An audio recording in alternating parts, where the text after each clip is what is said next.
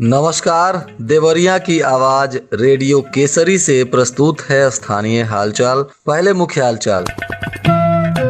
देवरिया नगर पालिका क्षेत्र का अब भूगोल बदल गया। 33 वार्डों के परिसीमन का कार्य हुआ पूरा। क्षेत्र के कई विद्यालयों का पदाधिकारियों ने किया औचक निरीक्षण। कई जगहों पर मिली अनियमितताएं। तमिलनाडु कमाने गए एक युवक की मौत, परिजनों में मचा चित्कार। धूमधाम से मनाया गया विजयादशमी का त्योहार। भारी संख्या में श्रद्धालु पहुंचे दुर्गा पूजा में हिस्सा लेने। स्थानीय हालचाल के इस अंक के साथ मैं अनिकेत मिश्र। अब हालचाल विस्तार से।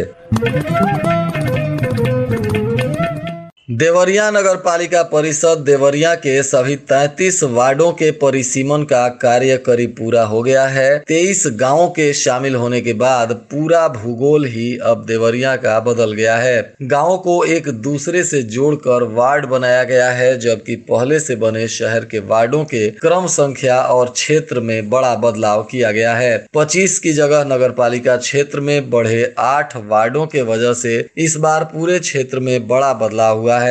जो गांव शामिल किए गए हैं उन्हें वार्ड बनाया गया है। अधिकतर गांवों को एक दूसरे से जोड़कर नए वार्ड का सृजन किया गया है। इससे कुछ ऐसे क्षेत्र हो गए हैं जिनकी आपस में दूरी काफी अधिक हो गई है, जबकि दूसरी तरफ पहले से बने वार्डों पर भी इसका बड़ा प्रभाव पड़ा है। उनके क्षेत्र भी इधर उधर हो गए हैं। नए परिसीमन से पूरा क्षेत्र बदल गया है। नए वार्डों में वोटरों को शामिल किया गया है और इतना ही नहीं, वार्डों के क्रमांक भी बदल गए हैं। 33 वार्डों में शामिल क्षेत्र: वार्ड नंबर 1 रघवापुर, भीमपुर, मूड़ाडीह, 2 बड़हरा, पीपरपाती, चीतामनचक, 3 मेहड़ा, नहर बाहर, सोमनाथ नगर का आंशिक और 4 में कठिनैया, दानोपुर का 3 हिस्सा, कतरारी और 5 में भटवलिया, दानोपुर का पूर्वी हिस्सा, 6 में अम्बेडकर नगर, न्यू कॉलोनी उत्तरी का आंशिक और 7 में अमेठी नगर बाहर, बिनटोली, रजला सेंटर, कतरारी तथा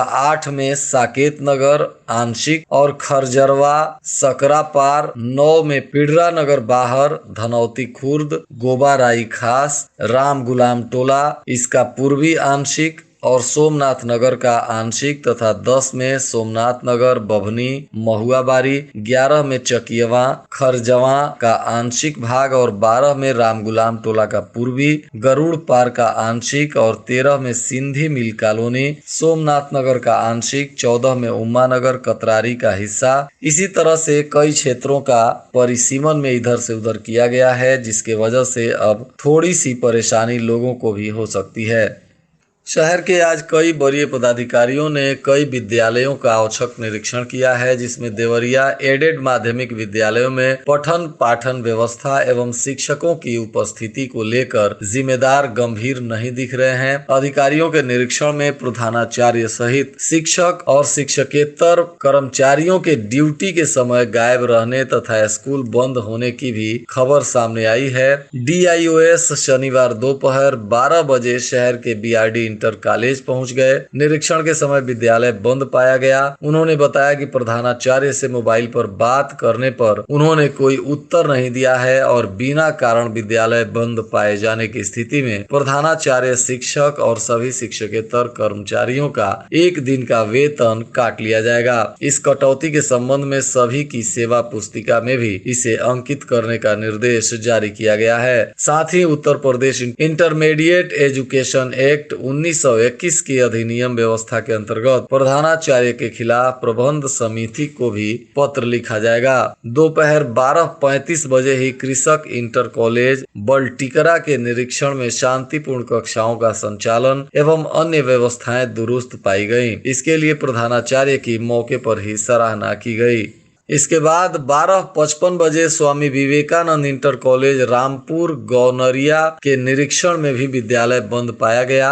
यहाँ के प्राचार्य पर भी आगे की कार्रवाई की जाएगी और यहाँ के कर्मियों का भी 1 दिन का वेतन काटने का निर्देश दिया गया है। शिक्षा विभाग के अधिकारी DIOS ने बताया कि आगे भी औचक निरीक्षण जारी रहेगा।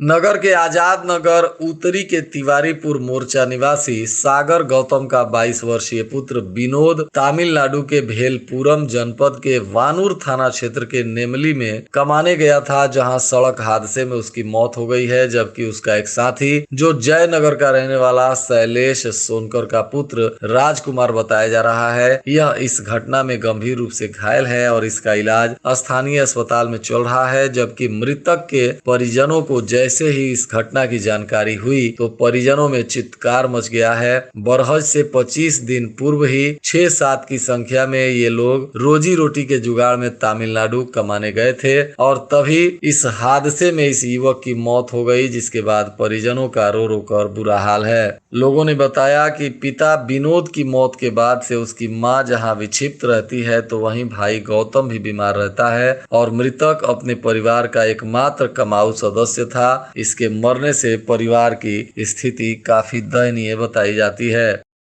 देवरिया के जिलाधिकारी जितेंद्र प्रताप सिंह एवं पुलिस अधीक्षक संकल्प शर्मा ने बरहज के कपरवार स्थित प्रतिमा विसर्जन स्थल का निरीक्षण किया और सुरक्षित प्रतिमा विसर्जन करने के संबंध में आवश्यक दिशा निर्देश दिए। साथ ही उन्होंने विभिन्न विसर्जन स्थलों पर विशेष एहतियात बरतने का भी निर्देश दिया है। जिलाधिकारी ने कहा कि बारिश के वजह से घाट के किनारे मिट्टी गीली हो गई है, जिसके वजह से विसर्जन करने के समय काफी सावधानी बरतने की आवश्यकता है। उन्होंने मौके पर तैनात अधिकारियों को विशेष सतर्कता के साथ विसर्जन का कार्य संपन्न करवाने का निर्देश दिया।